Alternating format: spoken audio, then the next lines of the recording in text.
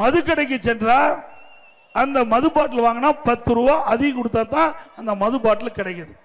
தமிழகத்தில் 6000 மதுக்கடைகள் இருக்குன்னு. இந்த 6000 மதுக்கடையில் ஒரு நாளைக்கு 1.5 கோடி பாட்டில் விற்கிது. ஒரு பாட்டிலுக்கு 15 ரூபா 10 ரூபா அதிகமாக கொடுத்து வாங்கினா 1.5 கோடி பாட்டிலுக்கு ஒரு நாளைக்கு 15 கோடி மேலிடத்துக்கு போயிட்டு சொல்றாங்க. அப்படினால் மாதத்துக்கு 450 கோடி இந்த மேலிடத்துக்கு போயிட்டு இருக்குது.